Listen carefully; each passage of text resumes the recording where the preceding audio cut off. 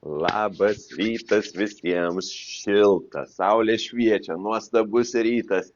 Ir aš manau, visi nori eiti į lauką, džiaugtis augalais, paukščių čiulbėjimu, saulė ta pačia.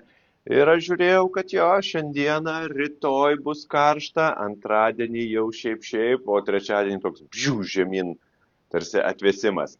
Bet šiandieną noriu pašnekėti viena labai rimta tema, kas man padeda sodininkauti, tai yra mulčiavimas. Aš noriu pakalbėti išsamei apie mulčiavimą, nes pas mane kiekviena lysvė arba gėlynas, viskas yra užmulčiuota ir tai padeda man saugoti drėgmę, augalai neperkaista nuo saulės arba taip nesušala nuo šalčio ir man reikia mažiau laistyti. Po mulčių paprastai gerai gyvena organinės kilmės ypatingai mulčių, labai gerai gyvena bakterijos, grybiena ir tada gerai jaučiasi augalas.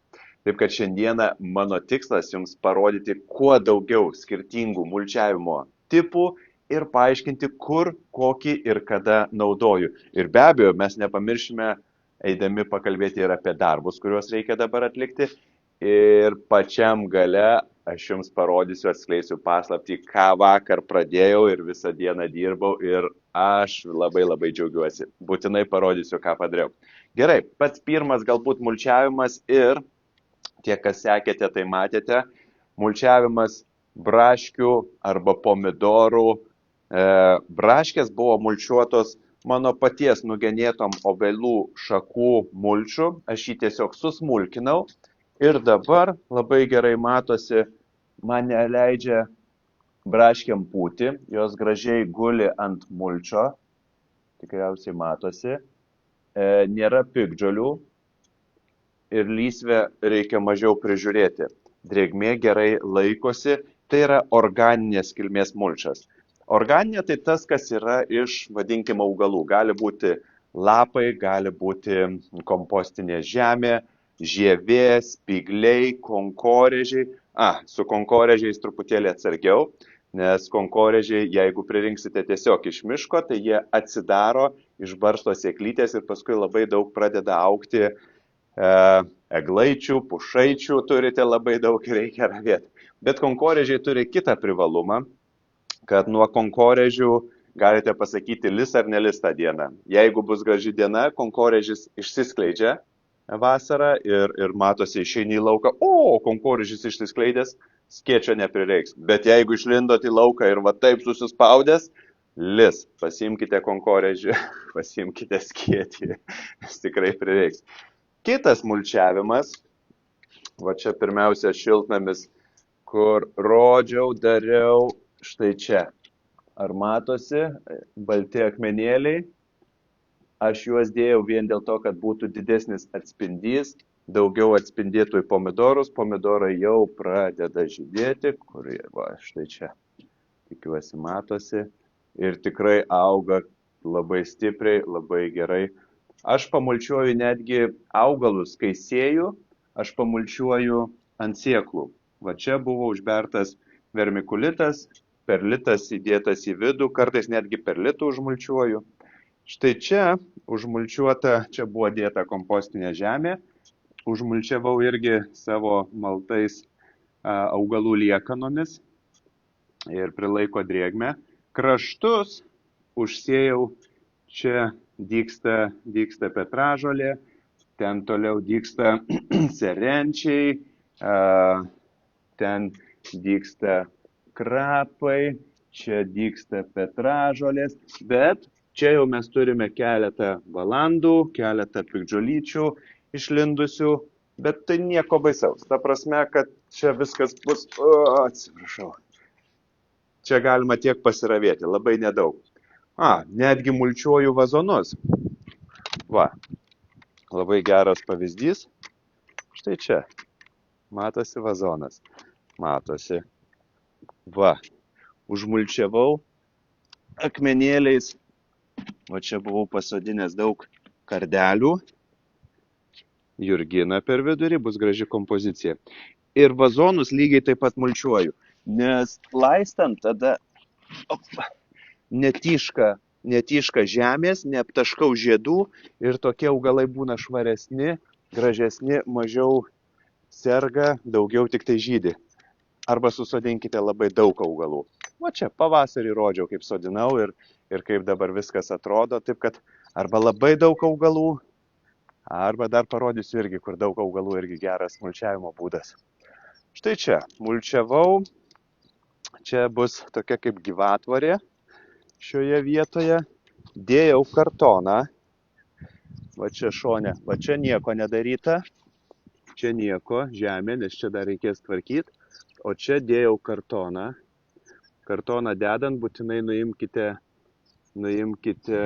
etiketės, tokia tai popierinė etiketė, nieko, bet plėveles visas. Ir užpyliau lygiai tuo pačiu savo sodo, ten augalų liekanos sumulčiavau, sumaliau ir užpyliau. Ir man tikrai padeda prižiūrėti. Yra truputėlį. Atsiuklius išnaikinti gan sunku.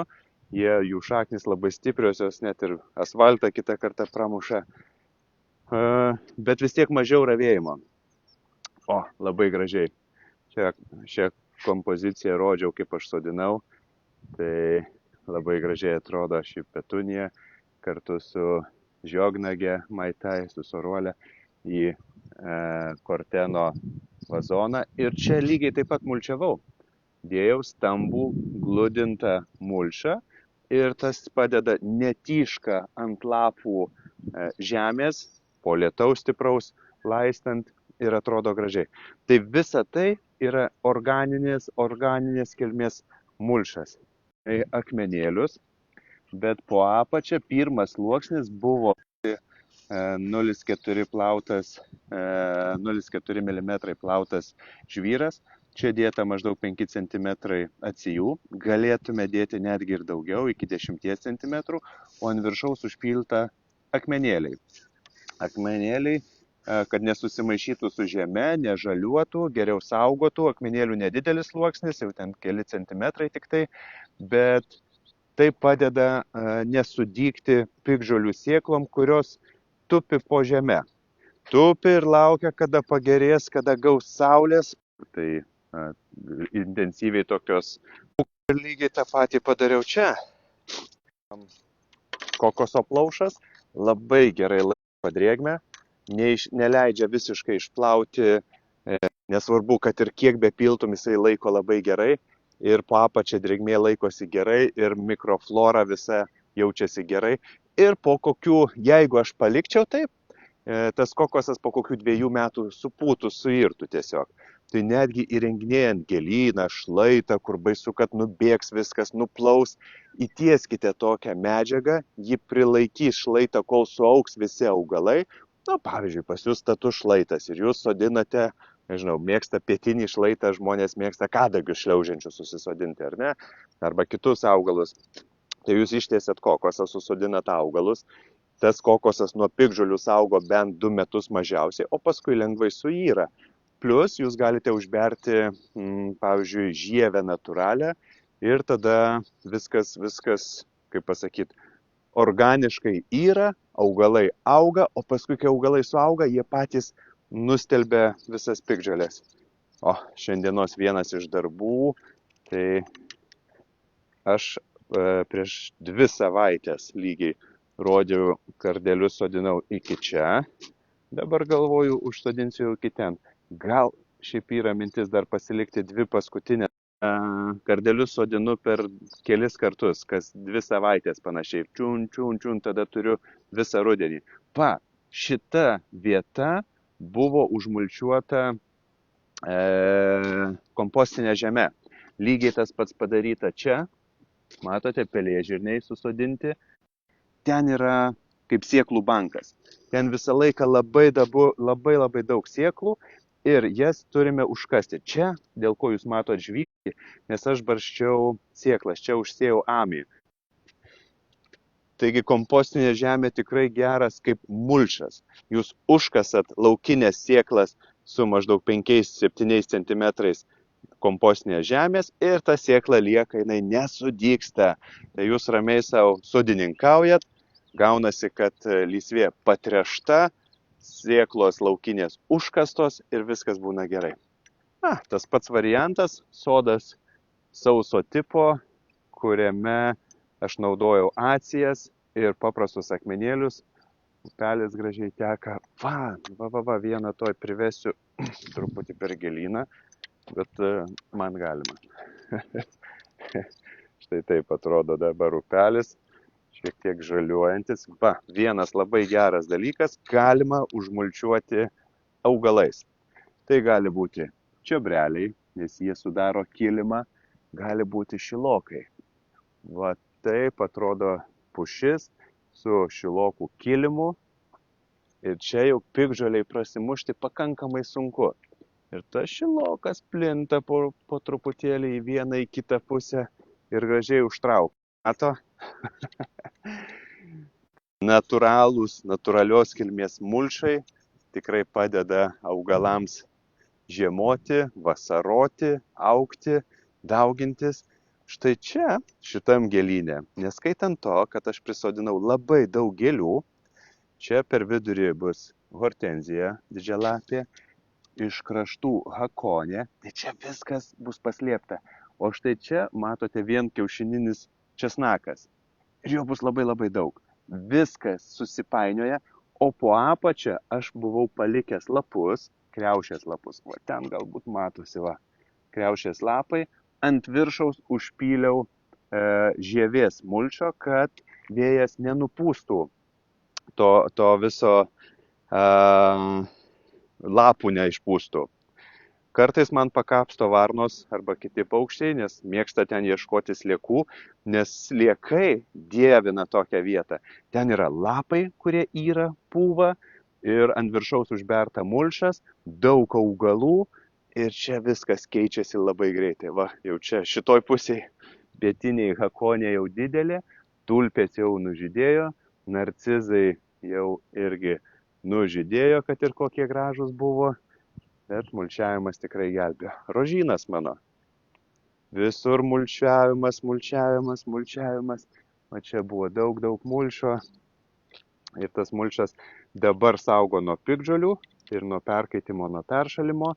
Bet paskui jis mane saugos nuo, tarp kitko, netgi šiame rožyne yra briedžiukų, lygtais man taip sakė, kad ten briedžiukai sakė, galiu valgyti, bet aš nežinau.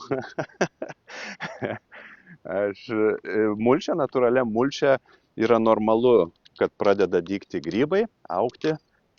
Aš jūs atvedžiau ir parodysiu toj truputėlį. Tokie. Vienas vadičkis, iš tikrai nemažas. Ranka. Čia dar vienas. Tai jeigu jūsų mulčia auga grybai, tai yra geras sveikas mulčas. Absoliučiai džiaukitės.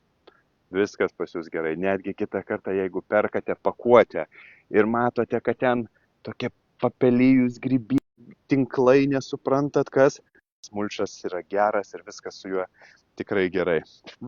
Mano hortenzijų sodelis, kuriame naudojau stambesnį mulčą. Čia yra stambus mulčas. Suaugo jau.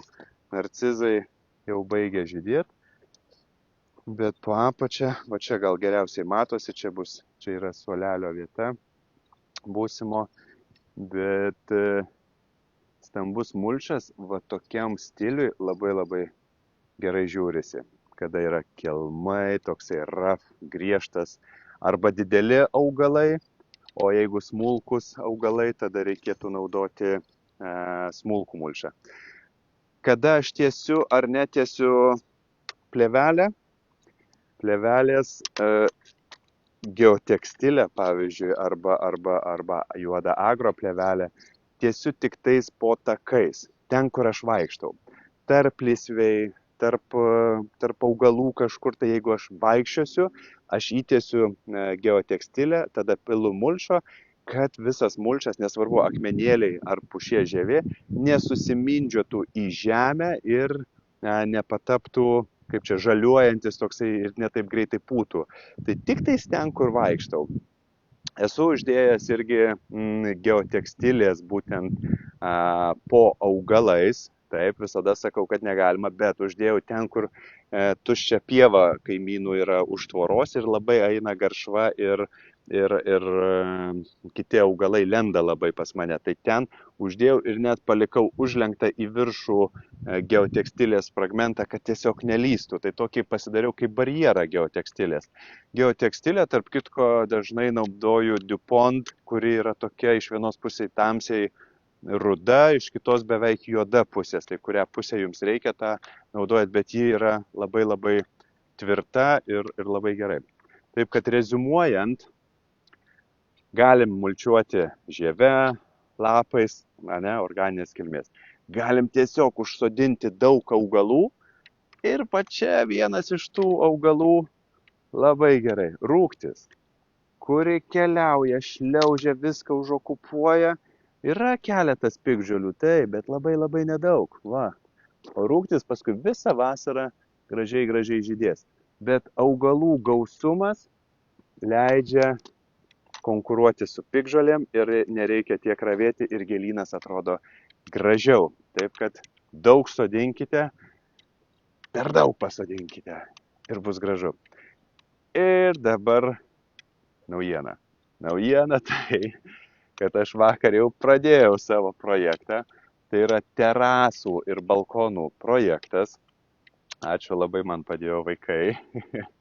Mes kartu su jais kraštus jau visur darom kraštelius, o paskui pildysim vidurį ir čia bus 5 terasos, 5 balkonai, kuriuos aš skirtingai želdinsiu ir kažkaip pasakosim, rodysim, kaip apželdinti, kaip padaryti, kad balkone būtų galima auginti daržoves, vaismedžius, vaiskrūmius arba kaip įsirengti fontaną, krioklį tam pačiam balkone, kad tie balkonai taptų kuo įdomesni.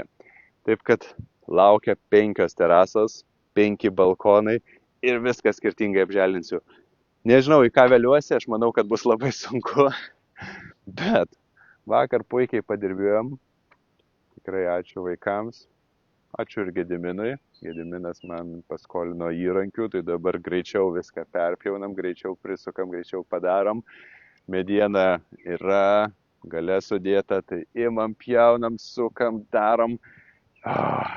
Žodžiu, darbas nesustoja, nes man trūksta užbaigtumo. Ta prasme, pusė sodo atrodo padaryta, pusė nepadaryta. O kai padarysiu jau šitą, aš galėsiu drąsiai priimti svečius, rodyti, komentuoti.